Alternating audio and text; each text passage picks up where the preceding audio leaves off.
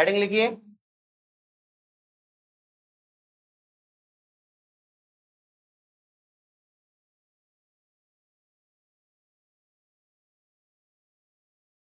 देखो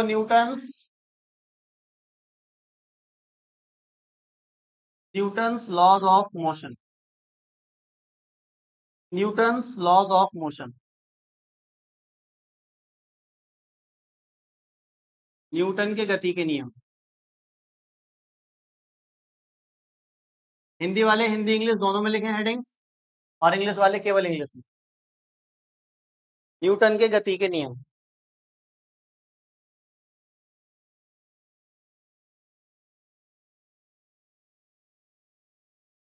ठीक है भाई, लिखो इसके नीचे, लिखो देयर आर, हेडिंग के नीचे लिखो there are 3 laws of motion. There are 3 laws of motion. कितने नियम है? 3 नियम है। There are 3 laws of motion. Newton की गति के 3 नियम है। हिंदी में लिखेंगे न्यूटन की गति के 3 नियम है। सही है, और बहुत ही आसान आसान है, ऐसा नहीं कि बिल्कुल समझ में नहीं आएंगे, बहुत आसानी से समझ में आ जाएंगे। ठीक है, देखो समझो। पहला नियम, रूल नंबर 1। रूल नंबर 1 लिखूं या ऐसे लिख देता हूं, ज्यादा अच्छा लगेगा। Law number 1। ठीक है, नियम नंबर 1। नियम नंबर 1, पहले इसको समझ लो। देखो न्यूटन ने क्या कहा पहले नियम में अपने। उन्होंने कोई ऑब्जेक्ट चल रहा है, उसको बहुत ध्यान से ऑब्जर्व करा कि ये कैसे चल रहा है। और कोई ऑब्जेक्ट रखा हुआ है, उसको बहुत ध्यान से ऑब्जर्व करा कि ये कैसे रखा हुआ है, ये चलेगा कब। दोनों बातों को ऑब्जर्व करके एक बात ये निकाली उन्होंने नियम में कि अगर कोई ऑब्जेक्ट चल रहा है, मोशन में है, तो हमेशा चलता ही रहेगा। और अगर कोई ऑब्जेक्ट रुका हुआ है, रेस्ट में है, जैसे ये फॉर्म अभी रेस्ट में है, तो रेस्ट में ही रहेगी हमेशा, जब तक कोई बाहर से फोर्स ना लगाई जाए। यार इसको तो हम डेली लाइफ में खुद भी है वो कर सकते हैं ना, ऑब्जर्व कर सकते हैं खुद भी। भाई कोई ऑब्जेक्ट चल रहा है तो वो चलता रहेगा, कोई ऑब्जेक्ट रुका है तो वो रुका ही रहेगा, लेकिन कब तक? जब तक मैं बाहर से उस पर फोर्स ना लगाऊं। ठीक है, ये फॉर्म रुका हुआ है, क्या रुका ही रहेगा हमेशा? ऐसा तो नहीं होगा। मैं फोर्स लगाऊंगा, इसको उठाऊंगा, इस पर लगा दूंगा, तो फिर तो ये मूव हो गया ना। तो मैंने फोर्स लगाई तभी तो मूव हुआ। अगर मैं फोर्स ना लगाऊं तो यहीं रहेगा क्या? कोई भी फोर्स ना लगाए इस पर तो ये यहीं रहेगा क्या? रहेगा। तो बिल्कुल सही बात है न्यूटन की बात जो नियम नंबर 1 में कही कि अगर कोई ऑब्जेक्ट रेस्ट में तो रेस्ट में रहेगा लाइफ टाइम, और मोशन में है तो मोशन में ही रहेगा लाइफ टाइम, अगर उस पर कोई भी हम बाहर से फोर्स ना लगाएं तो। ठीक है, बात समझ में आ गई। रेस्ट का तो समझ में आ गया कि रेस्ट में है तो रेस्ट पे रहेगा जब तक उठाऊं ना इसको। मोशन का समझ में आ गया। अगर कोई ऑब्जेक्ट को मैं यहां पर अभी ऐसे लुढ़के लूं, ऐसे करके, है ना, फोर्स लगा के, तो क्या चलता ही रहेगा हमेशा? बताओ, चलता ही रहेगा? रुक जाएगा ना। तो वो क्यों रुका? मैंने फोर्स लगाई तो चलता रहे ना, अब जब चल गया तो चलता रहे। हाँ, साइकिल में पेडल मारते हैं, पेडल मारना बंद कर दें, साइकिल अपने आप चलती रहेगी क्या हमेशा के लिए? क्यों रुक गई? न्यूटन ने कहा है कोई ऑब्जेक्ट चल रहा है तो चलता रहेगा, और कोई ऑब्जेक्ट रुका हुआ है तो रुका रहेगा। कंडीशन क्या है? कंडीशन क्या है? फोर्स नहीं लगनी चाहिए कहीं से भी। अगर फोर्स लग गई तो ये रुक जाएगा, और अगर फोर्स लग गई तो ये चल जाएगा। तो जब आप किसी ऑब्जेक्ट को चला देते हो तो वो रुक जाता है। वो इसलिए रुक जाता है क्योंकि जिस फर्श पे वो चल रहा है वो फर्श भी उस पे बाहर से फोर्स लगा रहा है। जैसे एक चीज समझो, ये पेंडुलम, मान लो ये ऐसे करके मार्कर है। पेंडुलम देखा आपने? पेंडुलम जो रस्सी से बंधा होता है, यहाँ बॉल लटकी होती है, उसको ऐसे हिलाओ तो वो ऐसे ऐसे घूमने लगता है। घड़ी में भी लगा होता है, वो तो सेल से चलता है, लेकिन मैं उस वाले जो एयर में पेंडुलम चलाते हैं उसकी बात कर रहा हूँ। जैसे मान लो ये मार्कर क्या है? पेंडुलम है। मैंने इसमें फोर्स लगाया, अभी चलने लगा। सही है, रुक जाएगा क्या थोड़ी देर बाद? क्यों नहीं रुकेगा? हाँ। ये देखो, जैसे ही पेंडुलम पहले तो तेज तेज चल रहा था, फिर धीरे धीरे धीरे धीरे धीरे धीरे ये रुक गया। क्यों रुका ये? क्यों रुका ये? न्यूटन कह रहे हैं अगर चल रही है तो चलता ही रहेगी, लेकिन न्यूटन ये भी कह रहे हैं कि फोर्स नहीं लगना चाहिए। ये इसलिए रुका क्योंकि इसमें फोर्स लग गया एयर का। जो यहाँ हमारे एटमॉस्फेयर में एयर है वो इसको क्या कर रही है, रोक रही है, बार बार इसका मोशन को रजिस्ट कर रही है। इसको ड्रैग फोर्स कहते हैं। एयर जो फोर्स लगाती है उसको क्या बोलते हैं, ड्रैग फोर्स। इसीलिए जो ट्रेन या जो बहुत तेज चलने वाली चीजें होती हैं एरोप्लेन वगैरह, उनमें चोंच बनाते हैं आगे, चोंच, ताकि वो एयर को बीच में से काटती हुई निकले। एरोडायनेमिक्स कहते हैं उसको। ठीक है, तो अब ये पेंडुलम इसलिए रुका क्योंकि इसको किसने रोक दिया, किसने रोक दिया इसको, एयर ने। अब बताओ अगर मैं इसको चंद्रमा पे ले जाऊं, चंद्रमा पे तो कोई भी एयर नहीं है, सही है, न्यूटन की बात देख रहे हैं हम, कहां सही होगी, पृथ्वी पे तो सही नहीं होगी क्योंकि पृथ्वी पे तो फोर्स लग जाती है, फर्श पे फ्रिक्शन लग जाता है तो रुक जाती है, और हवा में एयर का वो लग जाता है फ्रिक्शन, तो वो रुक जाती है। तो चंद्रमा पे ले गया इस पेंडुलम को, मैं कहा ले गया, और फिर मैंने फोर्स लगाई, फिर चल गया। अब ये चंद्रमा पे है, अब आप भी कहा हो सब चंद्रमा पे, अब बताइए रुकेगा? चंद्रमा पे कोई भी एयर नहीं है, आपको मैं बता दूं, जो इसको रोक सके। बताइए रुकेगा? अरे जल्दी बताओ, ये अभी तो चलता ही जा रहा है। अब आप कहोगे रुकेगा तो मैं रोक दूंगा, चलता रहेगा ये तो हमेशा। हाँ भाई, रुकेगा? मून पे रुकेगा नहीं रुकेगा, जल्दी बताइए। अर्थ पे क्यों रुका? अर्थ पे एटमॉस्फेयर की वजह से रुका, हवा की वजह से रुका, हवा ने इसको रोका। चंद्रमा पे हवा, रुकेगा नहीं रुकेगा? अच्छा एक एक से पूछता हूँ, आप बताइए रुकेगा नहीं रुकेगा? नहीं रुकेगा क्योंकि फोर्स नहीं लग रही कोई भी, है ना? आप बताइए। नहीं रुकेगा क्योंकि न्यूटन ने कहा था कि फोर्स नहीं लगेगी तो चल रहा है, चलता रहेगा। समझ में आ गया ना नियम? आप बताइए। नहीं रुकेगा क्योंकि फोर्स नहीं लग रही है ना? बताइए पंडित जी। नहीं, मैं एक एक से पूछूंगा। हाँ बताओ। रुक जाएगा चंद्रमा पे भी? अभी इनसे पूछेंगे कौन रोकेगा। हाँ, नहीं रुकेगा, चलता रहेगा हमेशा, लाइफ टाइम, सदियों तक, हजारों सालों तक ऐसे ही चलता रहेगा। भाई न्यूटन कह रहे हैं, मैं थोड़ी कह रहा हूं। आप बताइए। रुकेगा नहीं? रुकेगा, रुक जाएगा ये चंद्रमा पे भी। आप बताइए। रुक जाएगा? आप बताइए। चंद्रमा पे रुक जाएगा? ये जो कह रहे हैं ना रुक जाएगा, उनसे मैं पूछूंगा क्यों रुकेगा, क्योंकि वहां हवा नहीं है रोकने वाली। मैं उनसे पूछूंगा क्यों रुकेगा। आप बताइए। नहीं रुकेगा, हमेशा चलता रहेगा, सालों तक है। मतलब तो यही हुआ ना इसका। ओ भैया, अरे उधर डिस्कस मत करो यार, अभी मुझे बताना। आप बताइए। रुक जाएगा? अच्छा नहीं रुकेगा। आप बताइए।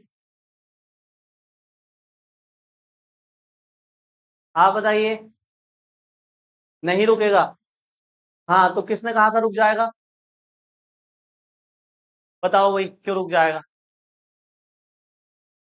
ग्रेविटी के कारण। कैसे?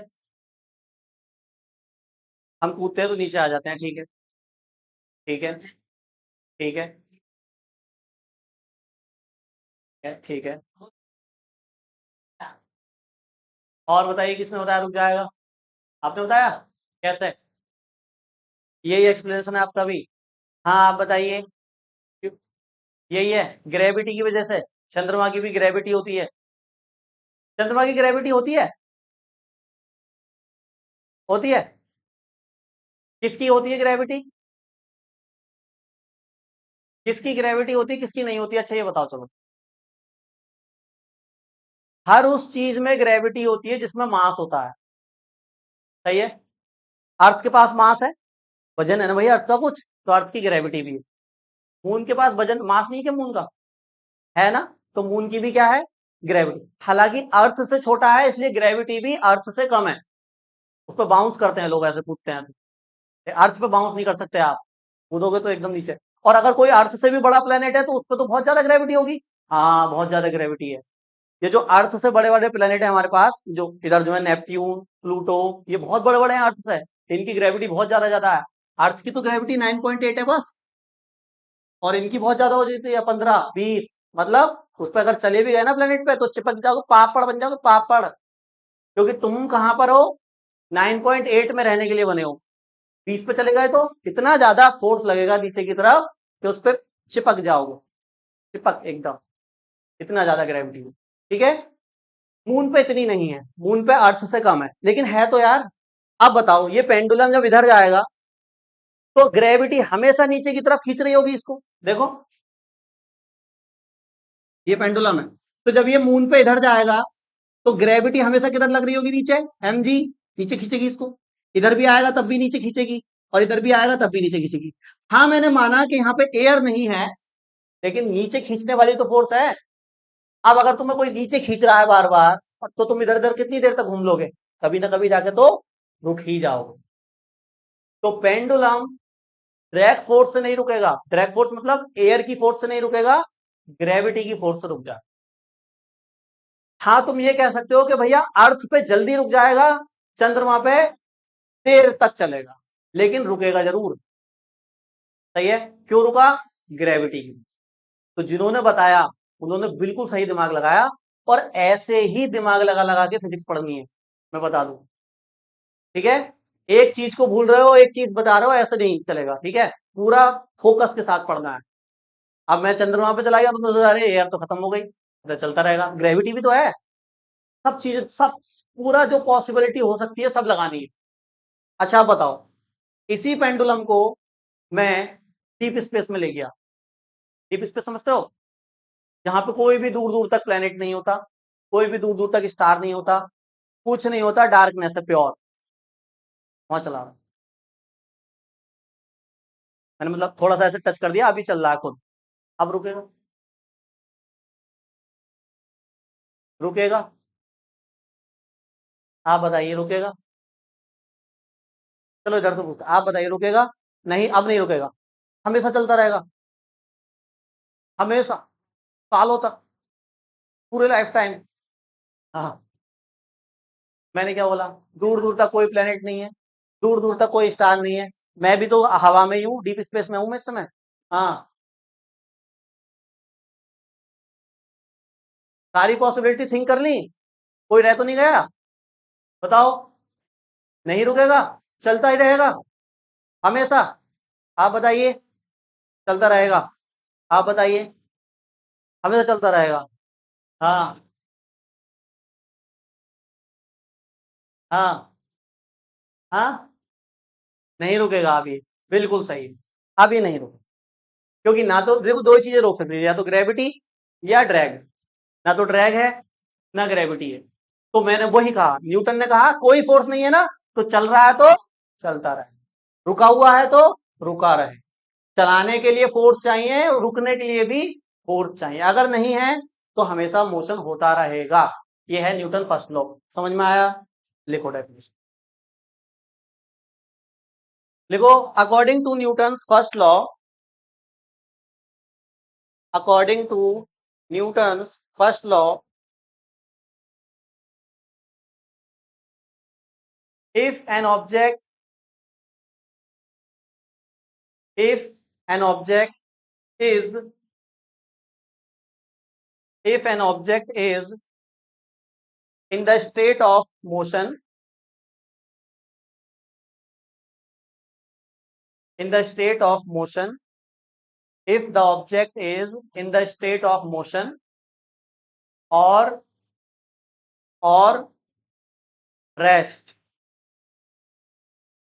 या तो मोशन में होगा या रेस्ट में होगा, it remains, it remains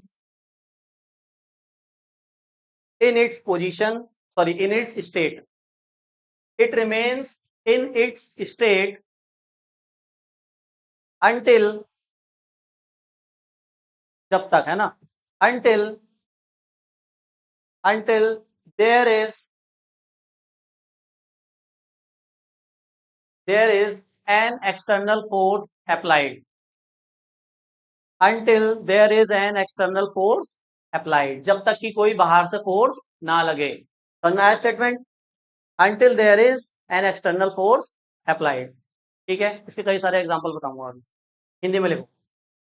Newton के पहले नियम के अनुसार, न्यूटन के पहले नियम के अनुसार यदि कोई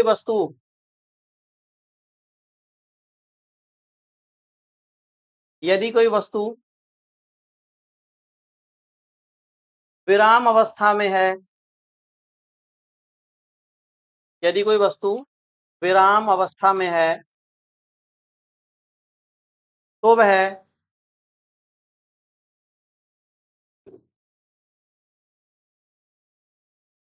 यदि कोई वस्तु विराम अवस्था में है तो वह अरे क्या बोल दिया मैंने, यदि कोई वस्तु विराम अवस्था में है तो वह उसी अवस्था में रहेगी, सही बोला, तो वह उसी अवस्था में रहेगी और यदि गति में है,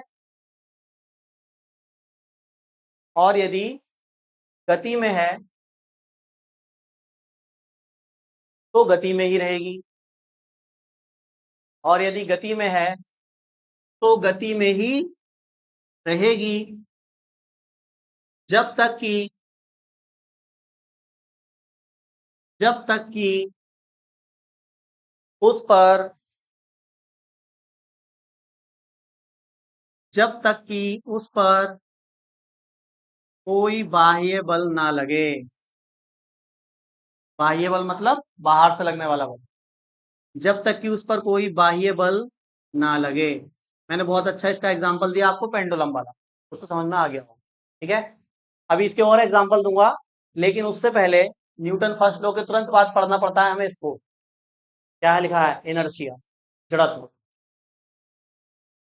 नाइन्थ का ही तो एक्सपेंड वर्जन है, 11th। जो नाइन्थ में फिजिक्स पढ़ी थी वो 11th में एक्सपेंड हो जाती है, और जो 10th में पढ़ी थी वो 12th में एक्सपेंड हो जाती है, इसलिए कुछ टॉपिक मिलेंगे 9th। तो न्यूटन फर्स्ट लॉ के बाद हम क्या हेडिंग डालने वाले हैं? ये न्यूटन फर्स्ट लॉ था बस, लेकिन इसके एग्जाम्पल में इनर्शिया के बाद ही बताऊंगा। हेडिंग लिखो इनर्शिया, जड़त्व।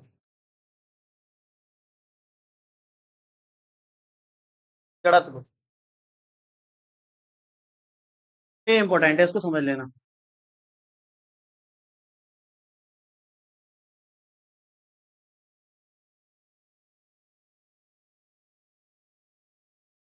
जड़त्व सही है। अब ये तो हम समझ गए कि अगर रेस्ट में है तो रेस्ट में रहेगा, मोशन में है तो मोशन में रहेगा, जब तक कि कोई फोर्स ना लगे बाहर से, सही है। तो इनर्शिया क्या चीज है? इसी चीज से, जब हमने इस चीज को समझा ना कि रेस्ट वाला ऑब्जेक्ट रेस्ट में रहेगा, मोशन वाला मोशन में रहेगा, इसी से एक ऑब्जेक्ट की बहुत अच्छी प्रॉपर्टी पता चली। ऑब्जेक्ट की मतलब जिसको तुम रेस्ट मोशन करा रहे हो ना, उसकी एक प्रॉपर्टी है। हर ऑब्जेक्ट के अंदर एक प्रॉपर्टी होती है, और उसी प्रॉपर्टी का नाम इनर्शिया है। अब ये क्या प्रॉपर्टी है? देखो ये क्या है, एक प्रॉपर्टी है। प्रॉपर्टी का मतलब होता है जमीन जायदाद नहीं, प्रॉपर्टी का मतलब है उसका गुण है ये। क्वालिटी कह दो, प्रॉपर्टी कह दो, एक ही बात, ठीक है। तो उसका गुण है, क्या है ये? गुण। क्या गुण है? सारे ऑब्जेक्ट के अंदर होता है, हमारे अंदर भी होता है यही गुण। जिस भी ऑब्जेक्ट के, ऑब्जेक्ट किसको कह रहे हैं हम? जिसमें मास है। वस्तु किसको कह रहे हैं? जिसमें मास है। तो मास तो हमारे अंदर भी है ना, तो हम भी ऑब्जेक्ट, सही है। हमारे अंदर भी ये प्रॉपर्टी है इनर्शिया की। क्या है ये? इसको समझ लो। मान लो यहाँ पर एक बॉक्स रखा है, थोड़ा बड़ा बॉक्स है, तो मास अच्छा खासा है, सही है। तो ये किस में रखा हुआ है? रेस्ट में, रुका हुआ है। मुझे इसको चलाना है, मुझे इसको किस में लाना है? मोशन में लाना है। तो न्यूटन के फर्स्ट नियम के अकॉर्डिंग मुझे क्या लगानी पड़ेगी इस पे? तब तक तो उससे पहले तो आएगा नहीं। अगर भाई कोई फोर्स नहीं लगाऊंगा तो अपने आप थोड़ी चलने लगेगा वो, फोर्स तो लगानी पड़ेगी। अब मैंने क्या करा, बहुत बड़ा बॉक्स है ये, छोटा मोटा नहीं है, बड़ा सा बॉक्स। मैंने ऐसे हाथ मार दिया हल्का सा, अरे ले चलेगा क्या? मैंने थोड़ा और तेज से हाथ मार दिया, चलेगा क्या? क्यों नहीं चल रहा? मास ज्यादा है और फोर्स, मेरा फोर्स कम है। तो मेरा फोर्स कहाँ जा रहा है फिर? मैं जो फोर्स लगा रहा हूँ कम वाला, मैं जो कम वाला फोर्स लगा रहा हूँ उससे तो नहीं चल नहीं रहा। तो मेरा फोर्स का हो क्या रहा है? हाँ, कौन सी? ऑब्जेक्ट की फोर्स। ऑब्जेक्ट के मास की वजह से उसके अंदर एक प्रॉपर्टी है कि कम फोर्स अगर उस पर लगाओगे तो नहीं हिलेगा। मतलब अगर तुमने 5 न्यूटन फोर्स लगाया, मान लेते हैं 5 न्यूटन फोर्स लगाया मैंने इस पे, नहीं चला। 6 न्यूटन लगाया, नहीं चला। तो ये सारे फोर्सेस क्या इस मास ने अपोज नहीं कर दिए, इनका विरोध नहीं कर दिया? ये 5 पे भी नहीं चलूंगा मैं, 6 पे भी नहीं चलूंगा मैं, 10 लगाते से ही चल पड़ा, 10 लगाते से ही चल पड़ा। 5 और 6 का तो इसने क्या कर दिया, विरोध कर दिया। यानी वो विरोध क्यों कर रहा है, क्योंकि वो रेस्ट में है तो रेस्ट में ही रहना चाहता है। ऐसे ही मोशन का भी होता है, अगर कोई बॉडी चल रही है तो वो चलना ही चाहती है, उसे रोकोगे ना, जैसे बाइक चल रही है स्पीड में, ब्रेक लगा दिए, स्लिप हो जाती है। रुक तो उसे तभी जाना चाहिए था जब टायर रुक गए, लेकिन वो रुकी क्या, नहीं, स्लिप क्यों हो गई, क्योंकि वो मोशन में ही रहना चाह रही थी। ऐसे ही कोई ऑब्जेक्ट रेस्ट में है तो रेस्ट में ही रहना चाहता है, छोटे फोर्स का विरोध कर देता है, और इसी प्रॉपर्टी को हम बोलते हैं, उसमें क्या है, इनर्शिया है, जड़त्व है उसका। तो जड़त्व दोनों तरह का हो सकता है, देखो विराम का भी जड़त्व हो सकता है, कोई बॉडी रेस्ट रेस्ट में तो रेस्ट में भी रहना चाहेगी, और मोशन में है तो मोशन में भी रहना चाहिए। एक और होता है तीसरा, डायरेक्शन का इनर्शिया, वो भी मैं बताऊंगा, है ना। इसकी अभी डेफिनेशन लिखते हैं, 1 मिनट में अभी आया। हाँ हिंदी में लिख लो पहले। जड़त्व किसी वस्तु का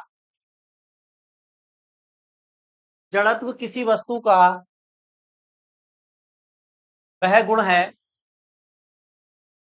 जड़त्व किसी वस्तु का वह गुण है जिसके कारण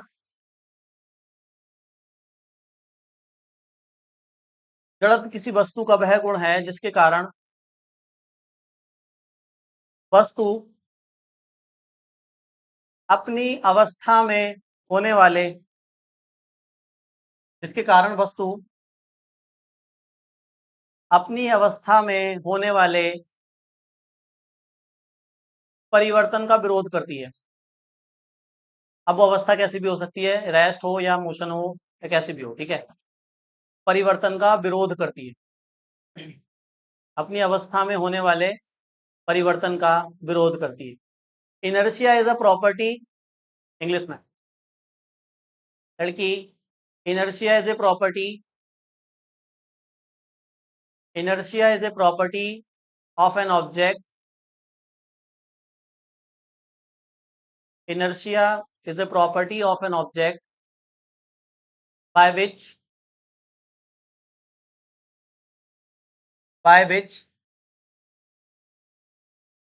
object oppose the change, oppose, OPPOSE, oppose the change, resist भी लिख सकते हैं, oppose भी लिख सकते हैं, oppose the change happens in the state, oppose the change happens in the state of the object, oppose the change in the state of object। भाई लेटे हैं आराम से, टीवी चल रही है सामने, रिमोट है हाथ में, पड़े पड़े टीवी देख रहे हैं आराम से हम, मम्मी ने कह दिया बाजार से सब्जी ले आओ, आप बताओ, तुम रेस्ट में थे, अब बाजार से सब्जी लाने के लिए लेटे लेटे तो जा नहीं पाओगे, उठना पड़ेगा, टीवी बंद करनी पड़ेगी, चप्पल पहननी पड़ेंगी और जाना पड़ेगा। तो रजिस्ट करोगे नहीं मम्मी को, अपोज करोगे ना, हाँ, थोड़ा तो अपोज करोगे, अरे मैं ना जा रहा, किसी और को भेज दो, है ना। क्या नाम है तुम्हारा, क्या नाम है, दिव्या, सही बात है ना मेरी, हाँ। तो ये थोड़ा बहुत इनर्शिया तो हमारे अंदर भी है, और हमारे अंदर तो ज्यादा ही खतरनाक वाला है ना। वो तो बेचारे जो ऑब्जेक्ट होते हैं, ये तो बोलते हैं बेजुबान, इनमें तो जान ही नहीं होती है, तो इन पे तो फोर्स लगा दो तो ये तो एक बार को चल भी जाएंगे। तुम पे तो कितनी चप्पलें बरसा लो, तुम तो नहीं जाने वाले होगे तो नहीं जाओगे, है ना। हाँ भैया, 1 मिनट। तो लिखो नीचे इसके heading, types of inertia, types of inertia. अरे इनर्शिया समझ गए ना, इनर्शिया को समझ गए ना, होता क्या है, विरोध करने का गुण है ऑब्जेक्ट का, ठीक है। जड़त्व के प्रकार, लिखो जड़त्व 3 प्रकार का होता है, there are 3 types of inertia. जड़त्व 3 प्रकार का होता है, there are three types of inertia, there are three types of inertia. Number एक, इनर्शिया ऑफ रेस्ट, विराम का जड़त्व, विराम का जड़त्व। नंबर दो, इसके नीचे लिख लेना तुम, इनर्शिया ऑफ मोशन, गति का जड़त्व।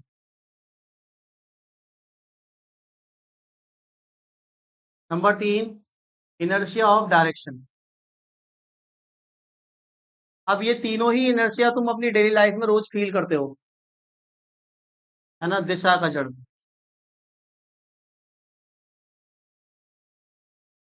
दिशा का जड़त्व।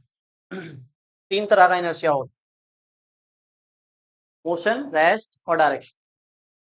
ठीक है, बस में बैठे हैं, बस रुकी हुई है, खड़े हैं बस में, चलो बैठो मत, बस में खड़े हो, बस रुकी हुई है स्टेशन पे, अचानक से ड्राइवर आया और स्पीड बढ़ा दी बस की, क्या होगा? क्या होगा? क्या बोला लड़की, मैंने बताइयो, क्वेश्चन क्या पूछा माइक में बताओ, सुन नहीं रही हो बात को बिल्कुल भी। मैं कह रहा हूँ बस में खड़े हो तुम और बस रुकी हुई है, अचानक बस चला दी और कुछ भी पकड़ नहीं रखा, ऐसे खड़े हैं, ओ बस चल गई अचानक, क्या होगा?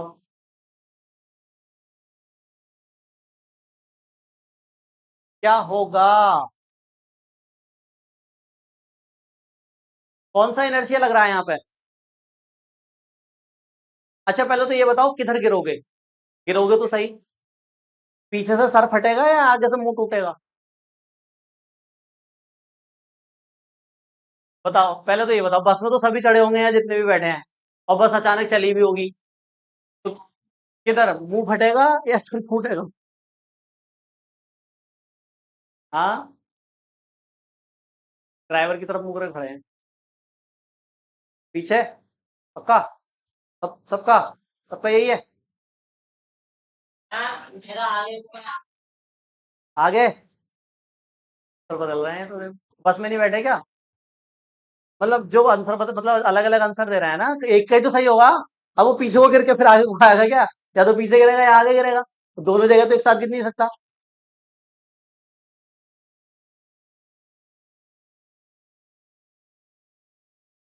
किधर गिरेगा? किधर गिरेगा जल्दी बताओ, पीछे चोट लगेगी सर में, इधर से। अच्छा, अब देखो कुछ आगे पीछे बता दो, मैं एक एक से पूछना पड़ेगा। आप बताइए, पीछे गिरेगा, आप बताइए, पीछे गिरेगा, आप बताइए आयुष, पीछे गिरेगा, पीछे गिरेगा, पीछे गिरेगा, पीछे, भैया पीछे क्यों करेंगे? मैं थोड़ी हूँ बस में, वो गिरेगा जो भी खड़ा हुआ है वहां पे, मैं नहीं खड़ा होता है। हाँ, आगे गिरेगा। क्या तुम बताओ मनीषा, पीछे गिरेगा, क्वेश्चन समझ में आ गया तुम्हें? क्या बोला बताइयो? हाँ, तो इधर देखो, पीछे गिरेगा सबने ये बताया, क्यों गिरेगा पीछे आप ये भी बता दो, क्यों गिरेगा पीछे, आगे क्यों नहीं गिर रहा? हाँ कोई कर सकता है एक्सप्लेन? हाँ ग्रंथ बताएंगे, बताओ। हाँ, ठीक है। ना ना ना ना ना ना ना ना, बिल्कुल गलत बताया है, रजिस्ट, इन्होंने सही बताया उन्होंने, कह रहे हैं जब बस आगे चलेगी तो हम उसको रजिस्ट करेंगे, हम रजिस्ट करेंगे तो पीछे की तरफ फोट लगाए हम पीछे गिर जाएंगे, क्योंकि हम तो बस को रोक नहीं सकते। सही बता रहे हैं ये, रजिस्ट हम तभी, रजिस्ट कब तक होगा, जब तक कम फोर्स लग रही है। अरे भैया ये मास जो था, ये 5 न्यूटन को रजिस्ट कर दिया, ये 6 न्यूटन को रजिस्ट कर गया, लेकिन क्या बताओ इसने 10 न्यूटन को भी रोक दिया था क्या? 10 न्यूटन पे तो ये चलने लगा, जब बस चलेगी तो वो इतने ही फोर्स से चलेगी कि तुम्हें भी चला सके अपने साथ, तो चलती हुई बस को कैसे रजिस्ट कर रहे हो? 10 न्यूटन को तो रजिस्ट नहीं कर रहे। हाँ तो एक्सप्लेनेशन गलत दिया, और कोई रजिस्ट नहीं कर रहे हैं, रजिस्टर तो तब करते जब छोटी छोटी फोर्स लगती, अब बस तो चलती है, एकदम ही चलती है ना, तो रजिस्टर का तो मौका ही नहीं मिला। अच्छे से एक्सप्लेन करो कोई और। रजिस्टर तो हुआ है, लेकिन कैसे हुआ है वो बताओ। देखो मैं समझाऊं। मान लो ये बस है और ये हो आप जो खड़े हैं इसमें। हमें रेस्ट में खड़े हैं तो बस एकदम मोशन में आएगी तो हम हमारी बॉडी को एकदम तो एहसास नहीं होगा तो गिर क्यों गए? एहसास नहीं हुआ तो गिर गए, तो इधर को गिर जाते। पीछे को ही क्यों गिरे? भाई एहसास नहीं हुआ तो गिर गए, तो एहसास नहीं हुआ तो तुम कहीं भी गिर जाओ, तुम आगे को गिर जाओ, तुम कूद जाओ बस में, तो एहसास ना हुआ तुम्हें तो।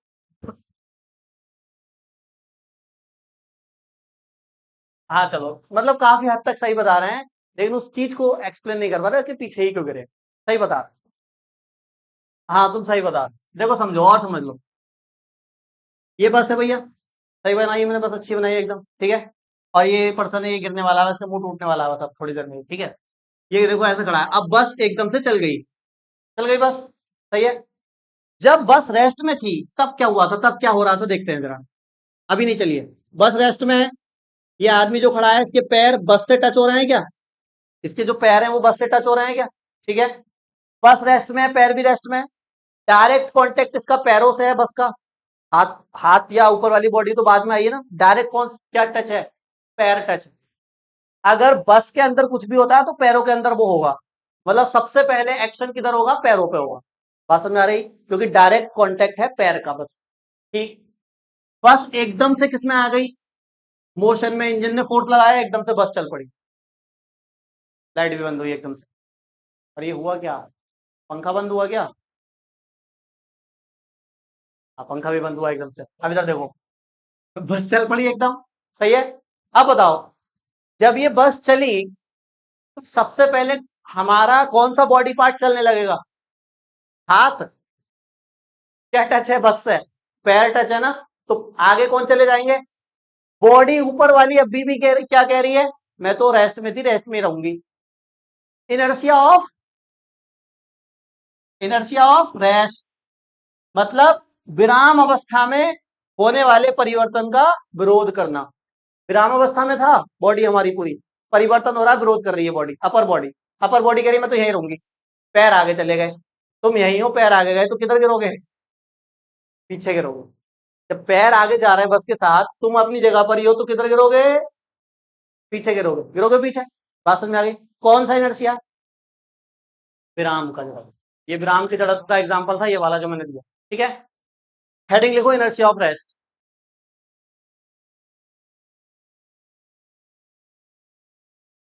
Inertia of rest.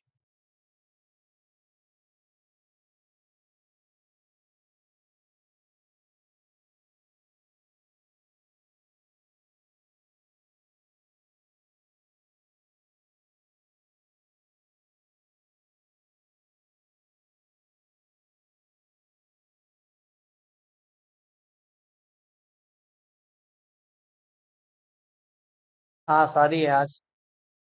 शादी है। विराम की अवस्था में होने वाले परिवर्तन का विरोध करना। विराम की अवस्था में होने वाले परिवर्तन का विरोध करना हेडिंग कहलाता है। The pose in the state of rest is called heading. The pose in the state of rest is called heading.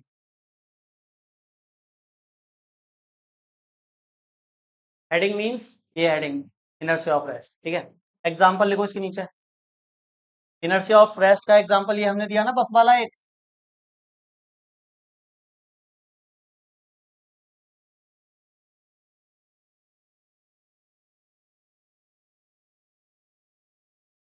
Example number 1 लिख लो। ये एग्जाम्पल है। ये बस है और ये आदमी है, ये बस चली और ये गिर गया। इसको मैं लिखवा दूंगा, एक लाइन लिखवा दूंगा इसके नीचे। तो बना लो पहले डायग्राम को। पहला एग्जाम्पल लिखो।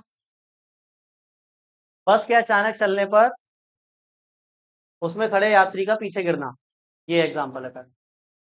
बस के अचानक चलने पर, बस के अचानक चलने पर उसमें खड़े यात्री का पीछे गिरना। अब वो क्यों गिरा वो मैंने आपको एक्सप्लेन कर दिया, उसको लिखने की जरूरत नहीं, ठीक है। तो याद रखना, कभी लिखने के लिए आए तो लिख देना एग्जाम में। बस के अचानक चलने पर उसमें खड़े यात्री का पीछे गिरना। Falling backward, falling backward in the bus, falling backward in the bus when bus move suddenly. Falling backward in the bus when bus moves suddenly, ठीक है। फर्स्ट एग्जांपल, फर्स्ट एग्जांपल, एक एग्जांपल और देख लें इसका, इनर्शिया ऑफ रेस्ट का ही। चलो एक और अच्छा सा एग्जांपल देखते हैं।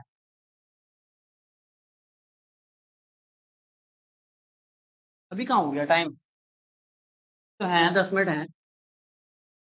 इनर्शिया ऑफ रेस्ट का, अभी इनर्शिया ऑफ रेस्ट के ही एग्जांपल देख रहे हैं हम, ठीक है।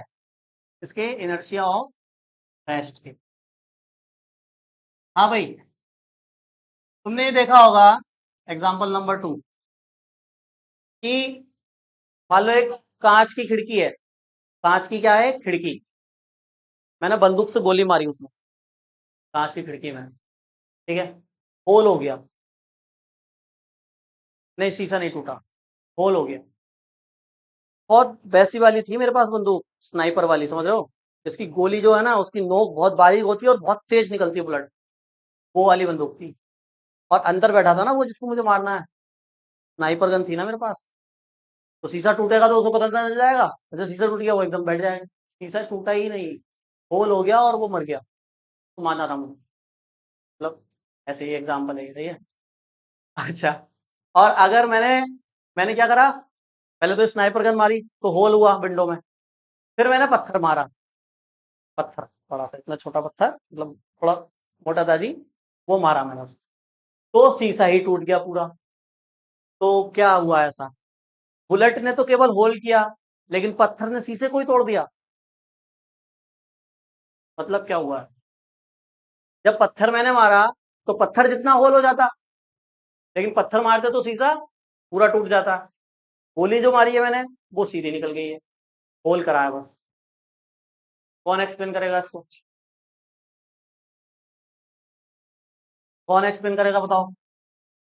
ये खिड़की है, इसमें जब बुलेट मारी है तो होल हुआ है बस, और जब पत्थर मारा है तो पूरा टूट गया, ये पूरा टूट गया, पत्थर मारा।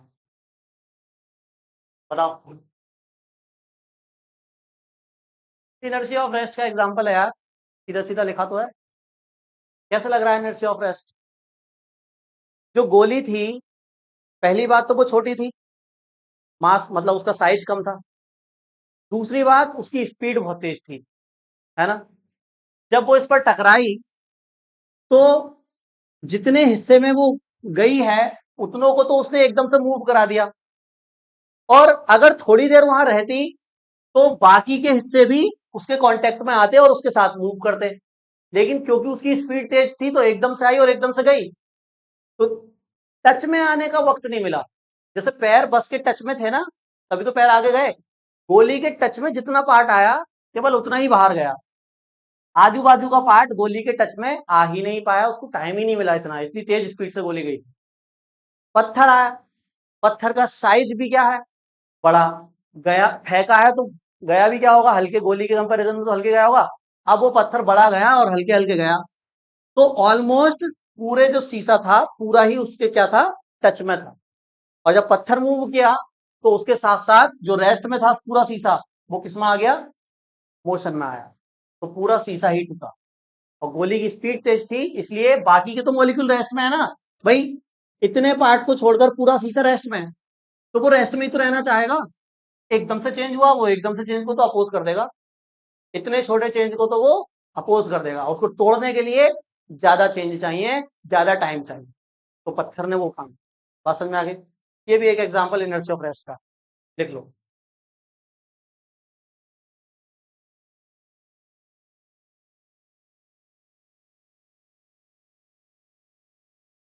इसके नीचे लाइन ऐसे लिख सकते हैं, नीचे लिखो लाइन, लिखो एग्जाम्पल 2 में है, इसे बनाना पड़ेगा। देखो bullet, bullet can make, bullet can make hole, bullet can make hole in the window mirror, in the window mirror, bullet can make hole in the window mirror, but but stone, but stone break it, but stone breaks it, break मतलब टूटना। हिंदी में लिखो, इसके नीचे line लिखो, खिड़की के शीशे में गोली मारने से, खिड़की के शीशे में गोली मारने से होल हो जाता है, खिड़की के शीशे में गोली मारने से होल हो जाता है, लेकिन पत्थर मारने से टूट जाता है, लेकिन पत्थर मारने से टूट जाता है।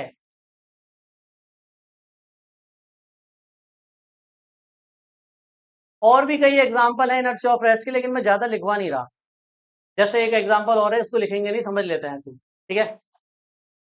टूट जाता है, टूट गया भाई, चकनाचूर हो गया टूट के एकदम, ठीक है। देखो ये मेरे हाथ में बहुत गंदा सा कपड़ा है ना, बहुत गंदा कपड़ा है मेरे हाथ में, ये ऐसा कर दिया मैंने इसको, धूल निकलेगी नहीं? अरे भाई देखा, सबने नहीं देखा, धूल देखो, धूल इधर देखो, ये कपड़ा है, ये मैंने ऐसा मारा, गंदा कपड़ा है तो धूल निकलेगी? ऐसे मारने से धूल क्यों निकली?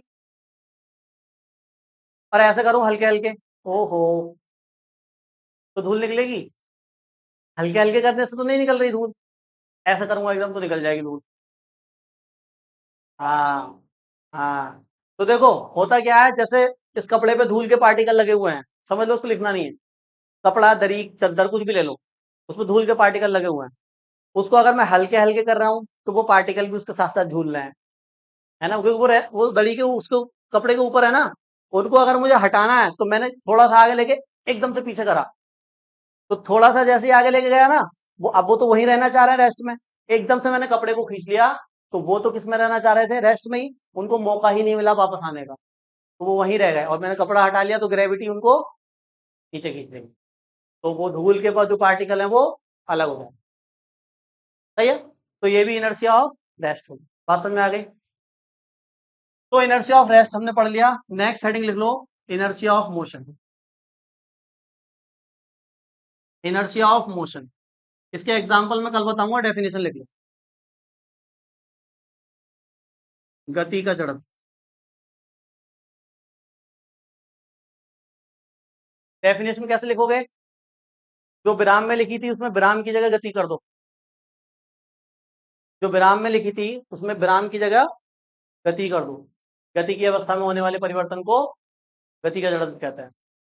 इंग्लिश में क्या करोगे, जहां स्टेट ऑफ रेस्ट लिखा था वहां स्टेट ऑफ मोशन कर दो, स्टेट ऑफ रेस्ट की जगह स्टेट ऑफ मोशन,